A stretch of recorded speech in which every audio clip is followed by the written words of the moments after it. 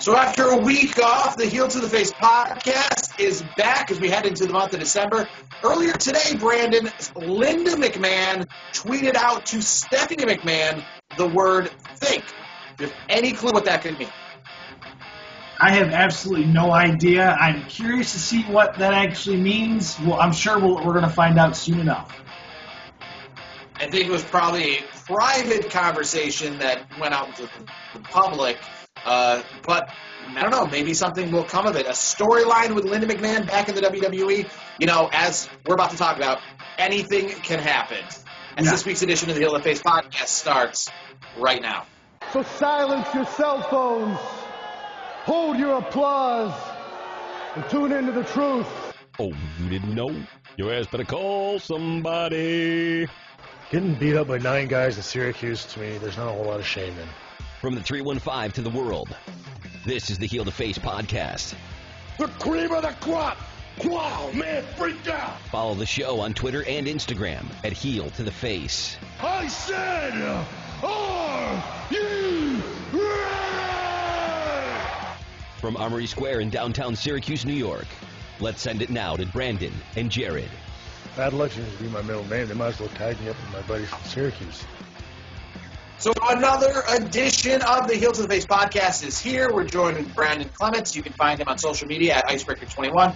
Myself, Jared Wicks. You can find me on social media at KRockJared. Most importantly, follow the show at Heel to the Face on Twitter. And make sure to subscribe and get notified wherever you listen or watch our podcast. As we're coming off a week where we've been off, but there is definitely a lot to talk about heading into War Games this week. But you'd forget about that because a little something happened last night on AEW Dynamite. For some reason, it got a big pop. It involved Impact Wrestling. It involved Sting. But unlike the 10 years that Sting was in Impact Wrestling, it got a lot more reception than that. And we're going to start right there. Sting returned last night. I had kind of an inkling. I know it sounds kind of crazy because the man is 61 years old. That's right. The Undertaker is currently 55 years old and has just hung it up after having one match a year for the last few years, and people saying, you got to be done, Undertaker. You got to be done. You're 55. Sting at 61 said, hold my beer. I'm not just back, but I signed a multi-year contract as well. What do you make I'm going to just ask you these questions with Sting. Sting and AEW.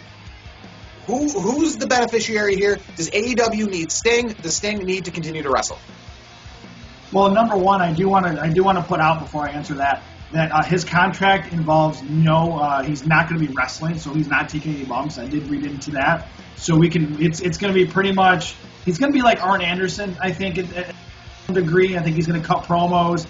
I'm just curious to see what he does, if he's going to help mold some young guys. We did see Darby have this little stare-off, so maybe him and Sting get together and they work on something. We do know AEW is really good at using these seasoned pros that have been around a long time who can't take bumps anymore but can still talk on the microphone. They can still help the young talent. So I think to answer your question, I think it helps all parties involved because you get Sting, the ratings go up to almost, they almost have 1 million views, which they crushed NXT this week, and it's Stinger. I mean, even if he doesn't wrestle a lick, just having him there gives them even more juice to go against, NXT and WWE as a whole. And here's the thing: if I'm just foreseeing this, there's no rumors here. I don't know, but having him and Darby Allin together would be fantastic because I think that would be a tremendous duel. I'm completely speculating, of course. I have not heard a thing, but that right there would be cool. And here's the thing: AEW is doing it the right way, where you're not going to make him take any unnecessary bumps where he looks bad or the company looks bad. You're using him as a mouthpiece. He shows up, says a few things, and then he bounces and helps a few wrestlers along the way. So for me, it's a win-win across the board because Sting wants to be in the business. We all know that, I think. So obviously, he signed a multi-year deal. So I think all parties involved, I think it's a complete win-win. So now that Sting has kind of returned to the wrestling world at 61 years old, my question is to you, and I don't think it's going to be anytime soon, but do you think The Undertaker looks at this at all and in the back of his mind goes, maybe I'm not completely done yet? Do you think he even looks at Sting? Do you think this influences him making future decisions at all? No, I don't think so. I'm not going to read into it too much. I think if Undertaker is at peace, as we saw on the Stone Cold, the Broken Skulls podcast recently, he seems really at peace. He's more of a Mark Calloway, not Undertaker anymore. So I'll say it again. I don't think I'm not reading into it. I think he's done. I think he's not going to compete in a wrestling match ever again. So last night, AEW obviously brought back Sting, who is in not just the WWE Hall of Fame, but actually more importantly, because of his career was much longer in places like Impact Wrestling. And Impact Wrestling, it wasn't the only reference being Sting there. But the actual reference itself has been Omega won the world belt against Jon Moxley. He left, and one of the announcers said, what can we make of this? Don Callis said, you'll find out Tuesday on Impact. I already kind of know your answer to this. Do you love this Impact AEW together? Again, do these guys need each other? I mean, Impact Wrestling obviously needs anybody. But does AEW need Impact? What's going on here? I think it's absolutely fantastic. I absolutely love the angle. It was cool to see Don there on the broadcast booth, and we know the relationship between him and Kenny. So it was a good little swerve where he could just be there as a fan, as like a family member, because Kenny looks at him like an uncle. We all know that. We've all heard the stories of the relationship. So when you see things go down the way it did, and they're running out the building, they get in that, before they, get in the car and go, they speed away. He says, you'll find out on Tuesday. I think it's awesome. And you know me, we talked about it before. I'm not a huge Impact fan. I don't watch it on a regular basis. I couldn't tell you what's really going on except for, who's champion, who's hot, who's not, from reading things. But this will make me tune in on Tuesday because I'm very curious to see what kind of alliance this is and what their goals really are. I mean, I don't think it's going to do anything to WWE by any means, but I think it's interesting of note to see two organizations that, I would say are kind of like the B+ players, not the A team in the wrestling business, working together. I mean, I think it only benefits both organizations, primarily obviously Impact, but overall, I think it's a great impact on the wrestling community. I think last night was one of the best nights of wrestling that I've seen in a very long time. And just when you feel like you're getting kicked in the nuts, so to speak, about where the wrestling business is going in some aspects, that just gives you some juice, and it makes me really excited to see what's going to happen here. So they got me, they hooked me right in. I'm ready. I'm gonna go watch on Tuesday night now.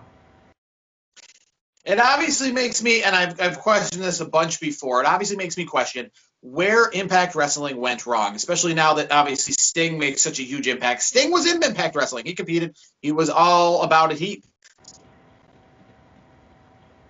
spent more time in Impact Wrestling. A lot of people didn't. I think maybe had more matches than he did in some of later careers, and said that he wrestled longer in Impact Wrestling than he did in WCW. I don't think NWA and WCW together, but maybe just under the WCW. But, I kind of wonder, obviously, where Impact Wrestling goes. It's still around, but, you kind of wonder how it didn't have the appeal that AEW has. And I guess my take on that is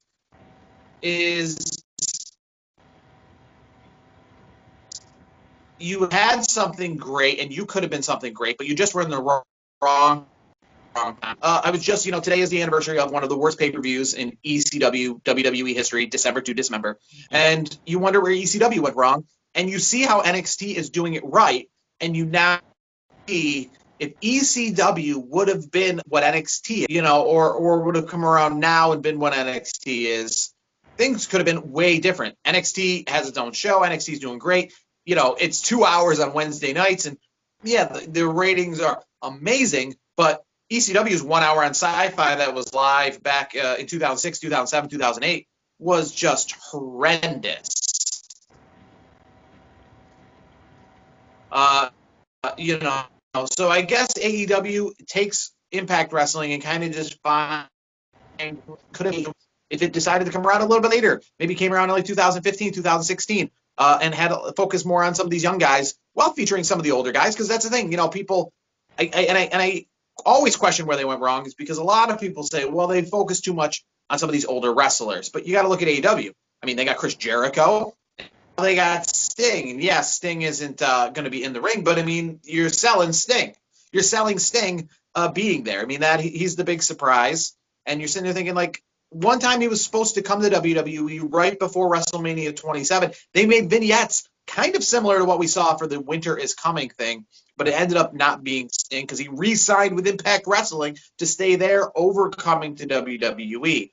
So I guess we need to look back on Impact Wrestling maybe a little more fondly than we do, especially compared to the Impact Wrestling of today. I imagine Tuesday night the ratings are going to be, now I don't want to say some of the best Impact Wrestling's ever had, because again, they've had some really good ones back in the day when they tried to go toe-to-toe with Monday Night Raw and all that. But definitely in the Impact Wrestling post-TNA days, and the post-TNAs under just the Impact Wrestling banner, I imagine this is going to be the most watched Tuesday night Impact on Access TV that they have ever had. Overall, AEW Winter is Coming. A great show. I liked how AEW tried to remind us that fans do matter, because that's the one thing that stinks about all these, whether it be Impact, AEW, NXT, is that these are in front of no fans. So you kind of, every time something cool happens, I know you think about it, you're sitting there, man, what if fans were there? What if this was in Kansas City? What if this was in Dallas, Texas, instead of just Daly's Place? You know what I mean? And good for AEW to you zone in on the fans after Sting and make a big deal about, look at the fan reaction, because they do have fans. Now, as for Impact Wrestling, we've talked about this off air. We talked about it on air. I don't know what they need to do, but their presentation is still the April pandemic presentation and not the current day presentation. So they really need to try to step that up. And if they do, things might be interesting over in the Impact world. I guess my question is, are you going to be next week, regardless what happens on Impact, are you tuning into AEW over NXT first? Or does War Games going to decipher that for you? I'm going to have to go with AEW, honestly. I think where things are at with AEW and this whole thing with Impact, Sting, all these different variables, I got to lean this way this go around. I normally will lean NXT, as you know, but at this point, because of where things are at, AEW, for the moment, is the hotter commodity in my eyes. So as much as I will be enjoying War Games, I'm sure it's going to be a great show. They usually put on a great performance across the board. I got to stick with AEW. I'm curious to see what's going to happen on Tuesday night. And here's the thing. Does it mean I'm going to watch Impact every week? Probably not, I'll be honest. But who knows? It could be a good enough show for me where I tune in the next week. And then if that show's good, I tune in the next week. And then, they hook me in for the long haul. I don't know at this point. It's more of a curiosity thing for me to see what the heck's going to happen. And I will say this. NXT had their work cut out for them this week, because Winter is Coming was a fantastic pay-per-view, or I would call it a pay-per-view. It's a pay-per-view. It was a TV-style pay-per-view. I got to tell you, NXT was good, though. It was still decent. It wasn't a terrible show. I thought it was okay. I thought it was what you're going to get for a go-home show before the pay-per-view, just to kind of put a bow on things before Sunday. So I thought it was a good show. I would say, I'd say decent. I'll rephrase that. I think decent, but Winter is Coming. That, to me, having that branded as a pay-per-view on TV was absolutely gold. The ratings, you could tell, were different. NXT was hitting, like 600, I think it was, 600,000. And then AEW was, they were closing in on 1 million viewers. So to me, that's a big difference. So for me, I think a lot of fans would agree with me that right now AEW is really more intriguing than NXT at this point, and WWE as a whole. With NXT War Games being this Sunday, my question to you is, with War Games and NXT pay-per-view being on a Sunday kind of all by itself, are you going to treat this Sunday like it's a WWE pay-per-view? Are you going to make an appointment viewing? Are you going to watch it live? Or is that not the same? Do you treat this like if WWE, like I said, if this was TLC or if this was Survivor Series, is that how you treat War Games? Or do you treat it as, I'll get around to watching it when I watch it? I'm going to watch it. I'm going to make it appointment TV. I think, even though it's on a Sunday, I'm usually locked in more so on the NXT pay-per-views than I am the main card pay-per-views for, Raw and SmackDown. It's been like that for a long time. So for me, it's going to be appointment viewing for me, and I think it's going to be a good show. I mean, they're going to see what they did. WWE just saw what happened on Winter is Coming, So whatever they have planned, they need to take it up to the 10th degree, and make it even better, because right now, AEW is what everybody's talking about. Nobody's really talking about NXT and WWE because AEW hit it out of the park, and the ratings show it. So I'm expecting WWE and, the brainchild of NXT to crush it on Sunday. To kind of bring everything around full circle to War Games, War Games was obviously invented by Dusty Rhodes. The man who passed away this week, Pat Patterson, was the man who invented the Royal Rumble, which was an event that was scheduled to go up against the Bunkhouse Stampede back in the 80s. Essentially, a lot of people say the answer to War Games, because they went on at the same time back in the day. Before we had NXT and AEW going head-to-head, you had NWA, WCW, and WWF going head-to-head on some nights. I remember Clash of the Champions a couple years back, or a couple decades back, went head-to-head with a WrestleMania. I think it was WrestleMania 4. So, a lot of rivalries there. So Pat Patterson, who passed away this past week, the first Intercontinental Champion, invented the Royal Rumble as a response to the War Games, trying to be like, hey, they can do a crazy, wild, next man up match. We can do a crazy, wild, next man up timed match. So with War Games this week, I guess we'll just get into it right now. There's 2 War Games matches and a couple other intriguing matches as well. So this is TakeOver 31 officially. We'll start with Timothy Thatcher versus Tommaso Ciampa. This match interests you at all? And if so, who's going to win? Honestly, this match could be the match of the night. It's very underrated in my opinion. These guys are both fantastic wrestlers. To me, I'm going to have to go with Tommaso Ciampa. I think based on the way they've been building this new Tommaso Ciampa character, I think a loss would not, help things out as much. So I think, having Thatcher lose, I think it actually is better for him to lose, because they're going to put more eyeballs on him, because he might have to, take his anger out on his students again, like he has in previous episodes. So it could be something along the lines there. So for me, I think it's beneficial that Timothy Thatcher loses, and I think Tommaso Ciampa comes out victorious. And again, I think it could be the match of the night. A feud that is still going on, Dexter Lumis.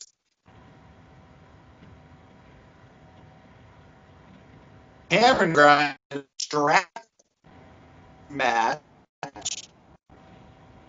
Style.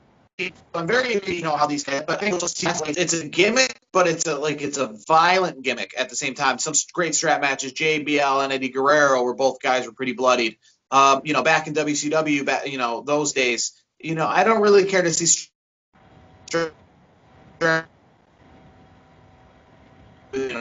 Hogan and Macho Man. One of the matches of the night. Yeah, I mean, I'll say this. Lumis. I think Lumis. Anything that he does is fantastic. So I'm just gonna say this: Lumis is gonna win this match. I mean, it's not even a question. I mean, the gimmick of the match is interesting. I'm not really for it, because they've been doing so many gimmicky matches lately with Grimes and Lumis. So I do think Lumis comes out victorious on this one. I don't think it's going to be a barn burner. I don't think it will be. I think it'll be just it's going to be kind of a punch in the mouth kind of match, but it'll be all right. I think it'll be fun. Do you see the North American Championship changing hands? Leon Ruff, Johnny Gargano, and Damian Priest. It's changed hands a few times in the last couple months. Do you see it changing hands Sunday? I think Leon Ruff is going to pull this out again. I don't know why. My gut tells me that he's going to roll into some sort of situation where he unexpectedly, rolls one of the guys up for a pin. This time it could be Damian Priest for all we know. Because I see what's going to happen is I think Gargano and I think Priest are going to do something where they're both, down for the count for a moment. And you see Leon Ruff go to the top rope, do his maneuver that he showed off on NXT this week, and he comes back and wins the match. I don't think he's going to be dominating this match by any means. I think he's going to be out of the picture for most of it. They're going to feature Damian Priest. They're going to feature Johnny Gargano. But I think at the end of the day, I'm going to stick with Leon Ruff, the underdog story. I think he comes out with a win. I think Leon Ruff, if it goes down that way, it's going to be a lot like the year 2000 Kurt Angle. Kurt Angle had the World Championship belt in the end of year 2000, early 2001. And that was back when Undertaker was going at him, Rock, Stone Cold, Triple H. And those were the guys that were in front of the feud. They were the guys that were like kicking each other's asses during the match. But at the end of the match, Kurt Angle would run up in there, get a rollover pin and get out of there. And I guess that's what you're kind of saying is going to happen this week. Yeah. Johnny Gargano, Damian Priest, they're the main draws of this match. Well, Leon Ruff is going to come in, swoop in at the last minute, retain his belt, and get the hell out of there. Yeah, I think that's exactly what's going to happen. Team Shotzi to start off the War Games match. Shotzi Blackheart. She's got a Money in the Bank-like briefcase that she won in a ladder match on NXT that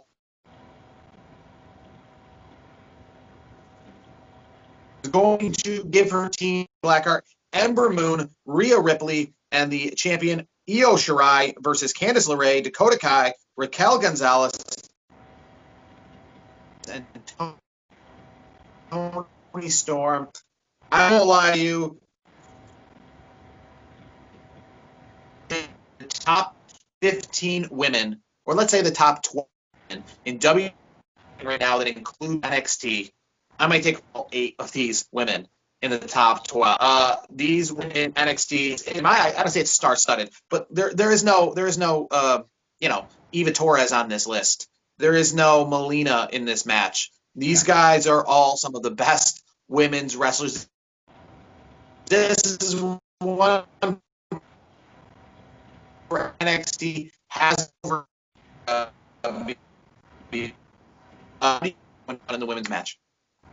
I'm gonna go with Team Shotzi. I think having Io Shirai. I think having Io Shirai in that match. I think that tips it to the Team Shotzi, Team Blackheart. I think it's gonna be a decent match. I think those women, as you just said, are some of the top women's competitors in all of wrestling. I think NXT is where the women's division is really doing a great job, because right now the women's division on the main roster I think has been terrible for WWE. AEW's been pretty decent. They've been getting better. But right now the hottest commodity for women's wrestling right now is sitting right on Wednesday nights on NXT. So we're going to see that match. I think it's going to be a good match. I don't know if it's going to be the match of the night. I think it comes up just a little short behind, Thatcher. I think that match is going to be fun. So overall, it's going to be fun. But Shotzi, Team Blackheart, whatever you want to call it, they will prevail. No question about it.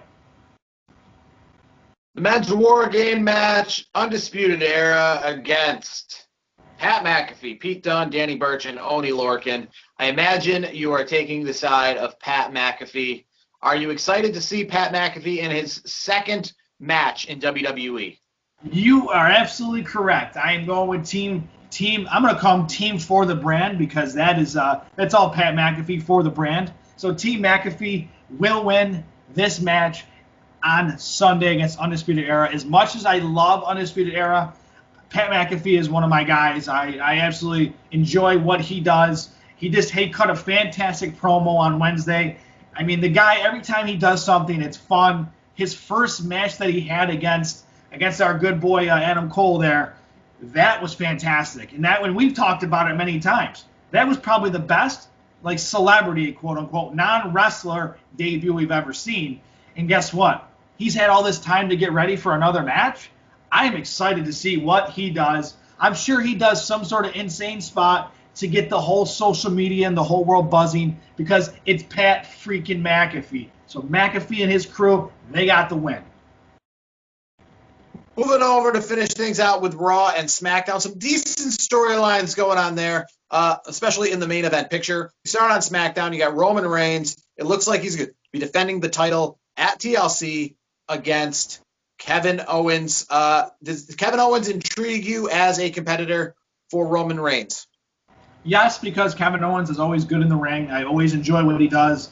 He's a great worker. He's great on the mic. He does everything you want in the business.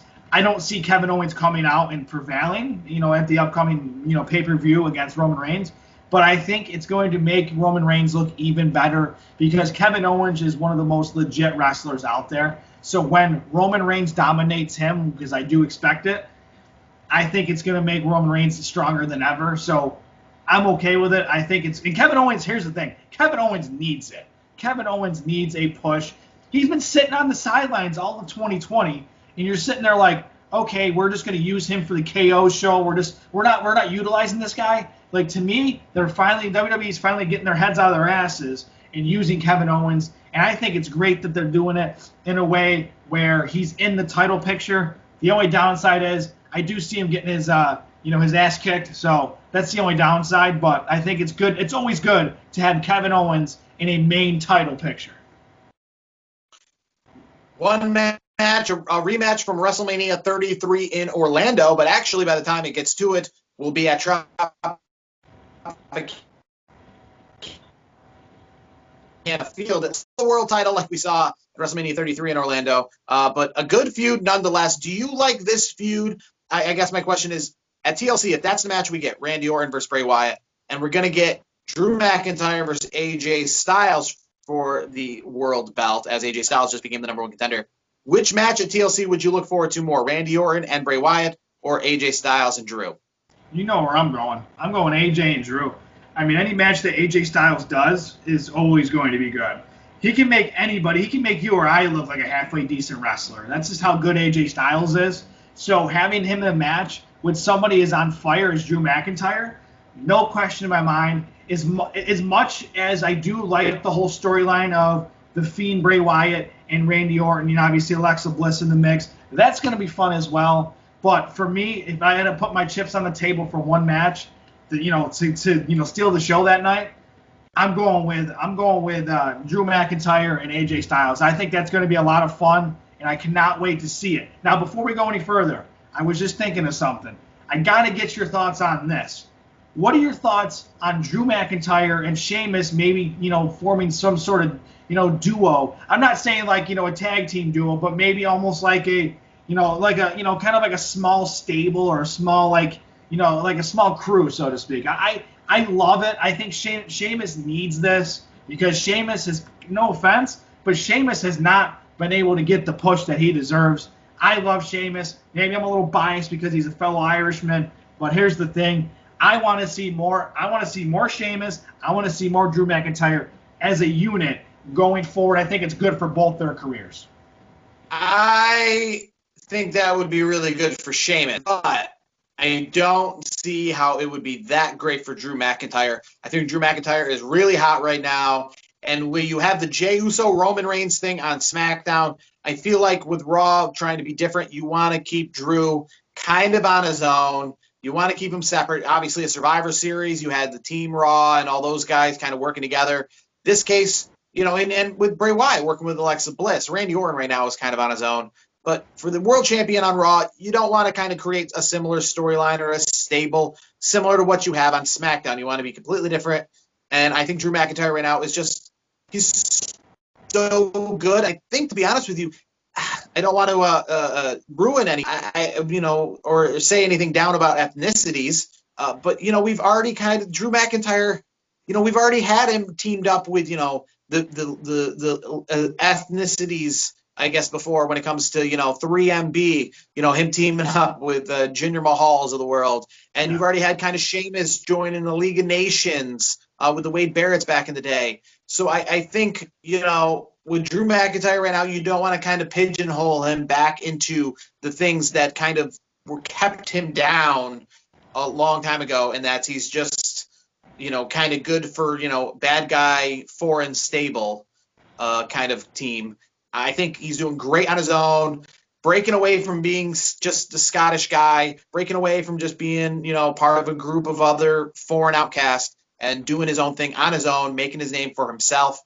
I think great for Sheamus. Sheamus is Impact Wrestling here.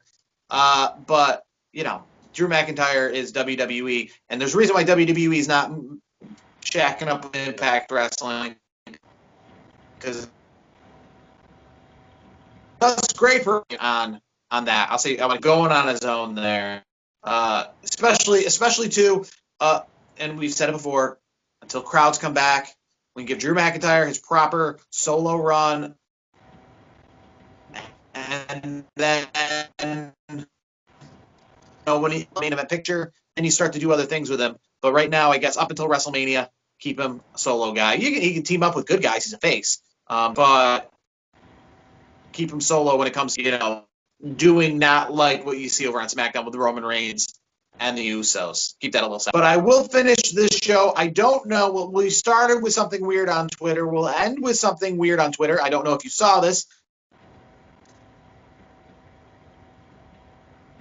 But it made its rounds this week. They've got some official letterheads. They've put out some press 2021 that they matched up with a producing company and a distributor. They plan on having a big WCW event called WCW Greed. They say in this letter that they've spoken with WWE and they're allowed to have 50% of the meaning. I'm not sure what that means, but I guess that means 50% of the property. Not allowed to use Bash at the Beach or War Games, but obviously if they were holding an event, it'd come in with a bigger bang than Greed. Greed was one of the last pay-per-views before so coming back with that as your pay-per-view, not that great. But what do you make of WCW or somebody trying to revive WCW at all? Is it a worthwhile venture? If you were an independent company and you could get your hands on 50% of the WCW trademarks, would you go that route or would you just completely stay away? I would probably go that route if it's not too expensive, so to speak. I think it would be cool to have like an independent promotion that's WCW. I don't want to see it as going up against the big boys, so to speak. So, for example, they could travel around and be like the Northeast Wrestlings of the world, and they can have some of these cool, these cool indie shows where it's WCW banner, 50-50 kind of stuff. I don't see it. I don't think you don't need to have that many mainstream wrestling promotions. I think they can do their own thing, be a high-end maybe indies promotion. But right now, let's be honest, there's already 4 promotions that are legitimate. You got the WWE, you got AEW, you got New Japan, and you got Impact. How many more do we need? We only have 7 days in a week. So, let's be honest. We saw the return of NWA. They ditched the power, I guess. NWA trying to do the whole season-by-season thing of really being a quote-unquote TV show. This upcoming season, which they started on Tuesday night, was NWA Shockwave. A little bit different. They're under the United Wrestling Network banner. The ring didn't say NWA. I think when fans come back, and more importantly, when NWA goes forward, they need to return to what they did last year, being their own thing. This past week, they were under this United Wrestling Network banner, which just is like, I guess, a generic ring and a generic entrance that is used for multiple promotions, which I don't think will work for them. But you can add NWA to the mix. They got Nick Aldis. They got Eli Drake. They got Damian Sandow as Aaron Stevens. They got Trevor Murdoch. So, yeah, you can add them to the mix. I've said the same thing about wrestling as I have football. I don't understand how there could be any more demand than there already is. I felt that way about the XFL, regardless of the XFL being popular or not. But I felt that way about football when they said we got to bring the XFL in because there's so much demand, there's so much needed football, and I was like, what? We have tons of football, and now with wrestling, I think we have way too much wrestling. There's too much. I don't think if you were an investor starting a wrestling company would be if somebody came to my office and I was a bank, I don't think I would loan too much money to another company. No, I wouldn't either. Absolutely not. I don't. At this point, I want to leave things the way they are with what we have. And hopefully when the pandemic subsides here soon enough, we've been saying this for months, so we'll see. I want to go to indie shows, and hopefully we'll have indie wrestling, because right now that's a big deficit in wrestling right now, because a lot of indie stars and stars and divas, so to speak, these mega stars are not getting what they deserve because they're just sitting on the sidelines because everything is on pause. So I'm looking forward to indie wrestling returning in 2021 because we need it. We need to have these stars back, male and female competitors that are just gonna blow the roof off on the smaller venues. And it's the heart. It's believe it or not, it is the heart of wrestling. And one last thing I do want to mention really quick. If you haven't listened to another podcast recently, another wrestling podcast, you got to check out After the Bell with Corey Graves. I'm giving them a shout out because one of my favorite, I would even say personalities because he's been around so long, is Charles Robinson. Charles Robinson was on the podcast this week, and it was a very, very good listen. It was almost an hour. Definitely worth the listen. So a lot of great stories there. There's, a lot of people don't know this, but the referees do a lot of different things. So kudos to them and all the backstage people, all the people you don't see, because those are really the unsung heroes that make this thing work called wrestling. All right, so that's going to do it for this week's edition of the show. For Brandon Clements, myself, Jared Wicks, make sure to follow the program and Heel to the Face and subscribe and get notified of all our podcasts. Next week we'll break down War Games. Sting is going to speak on AEW, so we'll talk all about that. And anything else on our social media, you never know. We had no idea we'd be talking about this week as just 24 hours ago. So you never know where we're going to go next week. But anyways, we did it again. For myself, Jared, it's been another edition of the Heel to the Face podcast.